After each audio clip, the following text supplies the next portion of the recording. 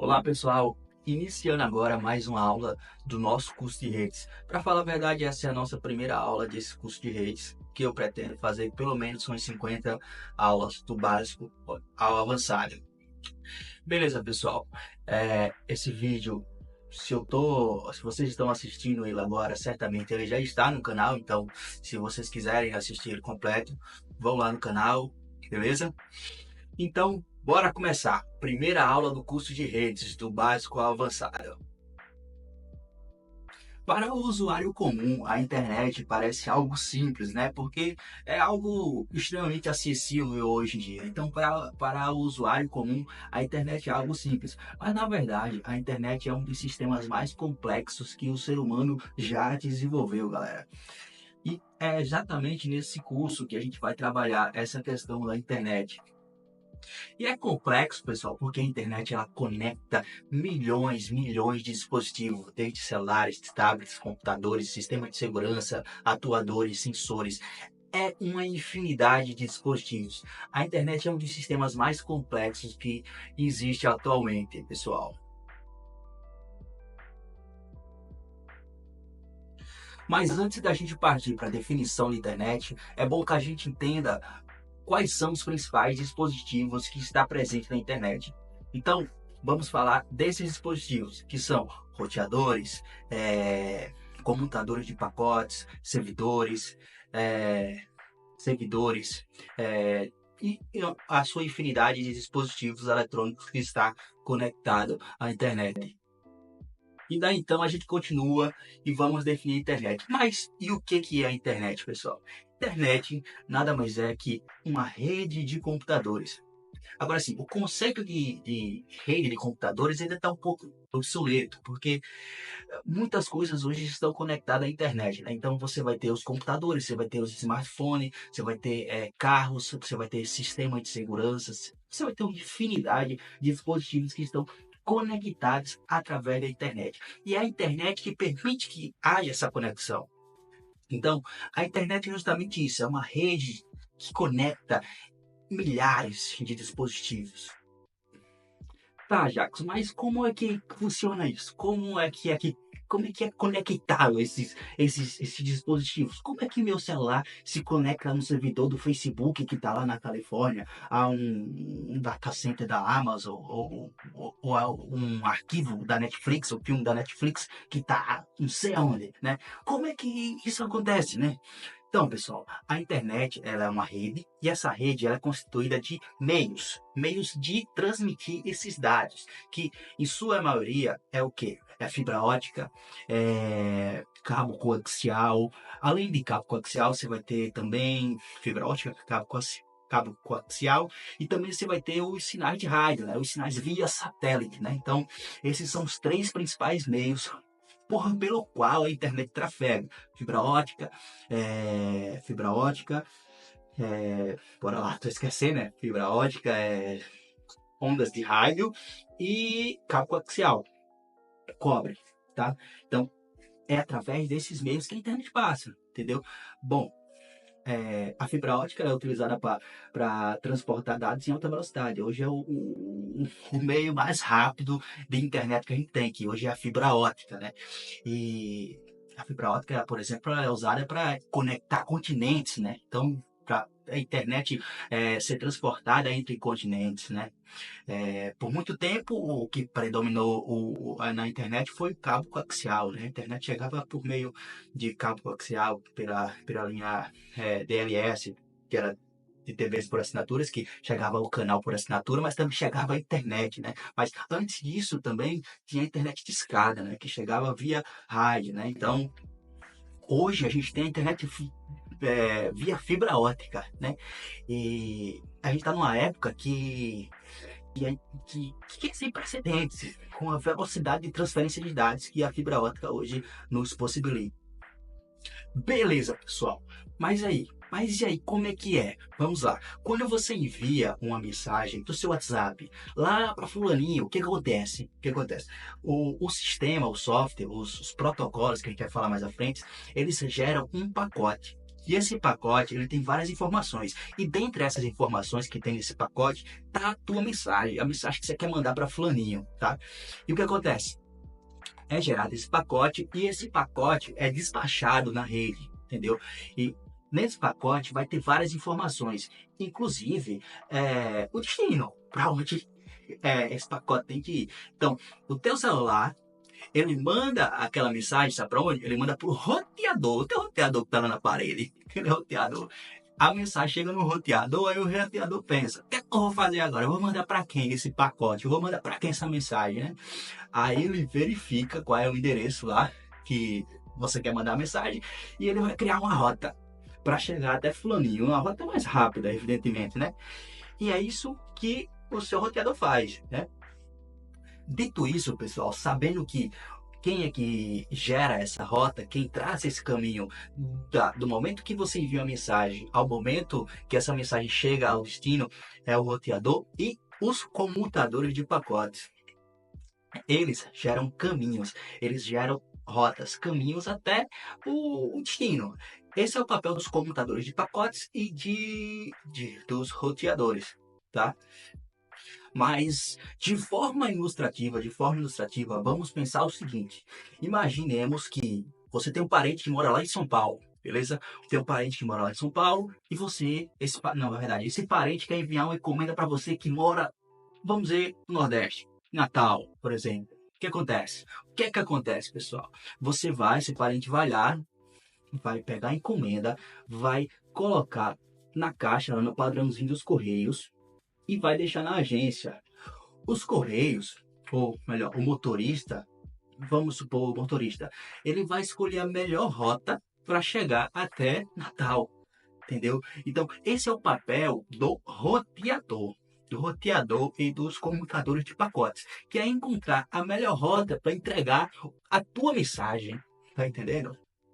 Então, semelhantemente ao motorista ali do caminhão dos Correios que tá pensando: eu vou por onde? Eu vou pela BR-101? Eu vou pela, sei lá, que eu não sei quais são as BR que estão, que sai de lá, mas por qual BR eu vou pegar? Qual vai ser a mais rápida? É a mesma coisa que o roteador vai fazer. O roteador ele vai ficar pensando: eu vou mandar essa mensagem para onde? Qual é a menor distância, né? Então, esse é o papel do roteador e dos computadores de pacote. É gerar a rota até o destino final. Bom, chegamos em um ponto bem interessante, que são os ISPs, né? Que são os provedores de internet. E como é que funciona isso? Como é que a gente consegue se conectar lá no Japão, consegue enviar uma mensagem para o Japão, uma mensagem para os Estados Unidos? Como é que acontece? Como é que acontece? Acontece da seguinte forma, pessoal, bora lá.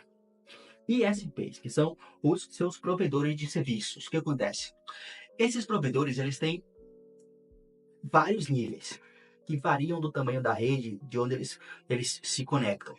Os menores provedores são os provedores que estão no final, que conectam os clientes. Vamos lá. Tem empresa aí de internet no teu bairro, né? Que geralmente tem essas empresas menores. Essas empresas menores, elas precisam se conectar a outras redes maiores para conseguir se conectar ao mundo. Por exemplo, a internet aí, a Giganet Fulaninho, aí do teu bairro, Giganet Fulaninho. Tu tá pagando pra Giganet Fulaninho para se conectar à internet. Vamos supor. Mas você quer mandar uma mensagem para um amigo teu que tá lá no Japão. Tu acha que a empresa aí do teu bairro, o Giganet Fulaninho, ele tem fibra ótica para chegar lá no Japão? Tu acha que a rede dele chega lá no Japão? Chega não! Então o que acontece? Ele tem que se conectar a outros provedores de serviço maiores do que ele, tá? Mas chega num ponto que a internet chega ali na beira da praia e olha assim, pô, Luciano, eu não consigo. Como é que eu vou fazer para chegar lá no Japão? Não dá. Aí o que acontece? Aí é que entra os provedores de nível 3, os mais avançados, que aí a gente vai falar mais à frente, que são, por exemplo, AIT, peraí, deixa eu lembrar o nome da cidade, AIT e T, né? E tem outra, são maioria são empresas americanas, beleza? Essas empresas, galera, elas têm cabos que passam por dentro do oceano até o Japão, até a Inglaterra, entendeu? São essas empresas que conectam oceanos, beleza, pessoal? E é que tá. O Giganet fulaninho, a tua internet do bairro, ele tem que se conectar a esses grandes, né? Mas geralmente não acontece que eles se conectam diretamente a esses grandes. Geralmente, eles vão se conectando ali entre si, né? Um maior que o outro, ali. O Giganet fulaninho vai se conectar ali a Claro, vai se conectar ali a Oi. Aí no final, a Claro, a Oi ou essas outras empresas aí vão se conectar a essas gigantes que têm cabos submarinos que chegam lá no Japão, beleza? Então, isso são os ISPs, e eles têm níveis, né? Que são nível um, 2, 3. E à medida que à medida que o nível vai subindo, maior é a rede desses ISPs.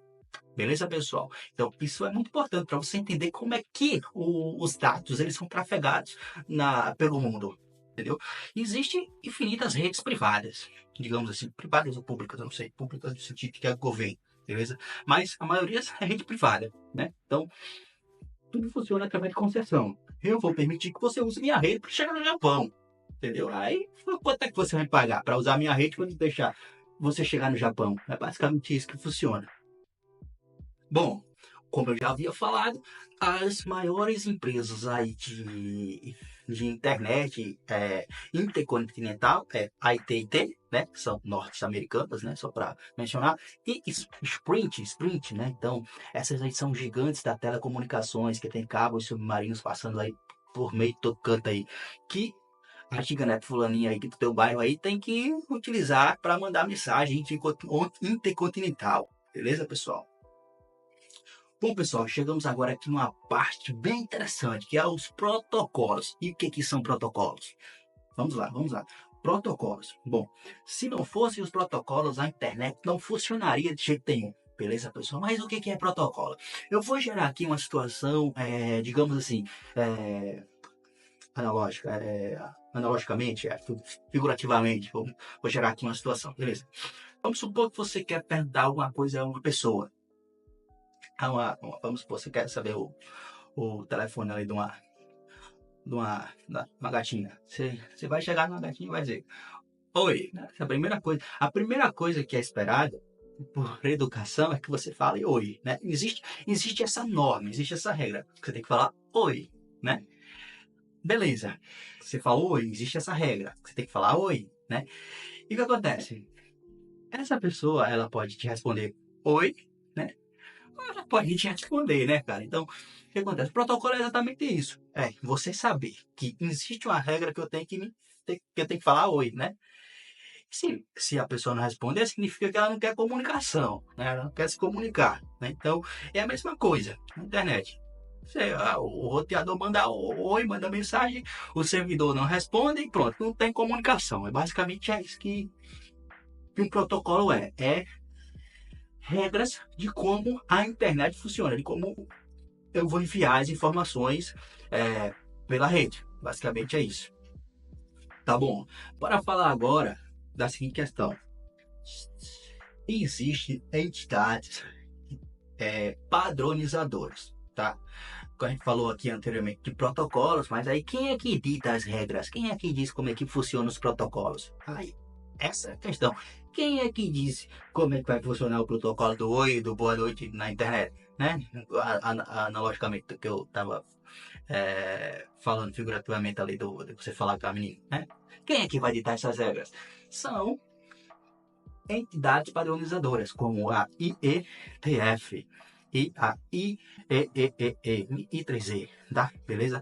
Então, essas são duas empresas que regulamentam os protocolos de internet. Elas dizem o que é o IP, o Ethernet, minha cabeça, o HTTP, o TCP, tá? Então, essas empresas, elas dizem como é que funcionam esses protocolos, tá? Então, se você quer saber, vamos supor, estou desenvolvendo uma aplicação ali que vai se conectar à internet. E eu preciso saber como eu vou implementar essa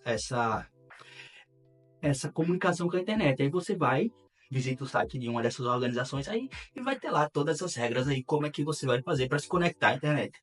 Como é que você vai fazer para enviar suas informações pela internet. Então, essas são entidades que elas regulamentam e que elas padronizam os protocolos de internet. Então, pessoal, se vocês gostaram dessa aula, se acharam útil, foi de alguma forma foi útil para vocês, considerem se inscrever no canal, compartilhar e dar o like, né? Então, isso vai ajudar bastante o desenvolvimento de novos conteúdos, né?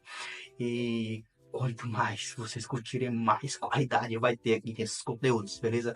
E na próxima aula a gente vai estar estudando aí a periferia da internet, ok? Então, até a próxima, valeu!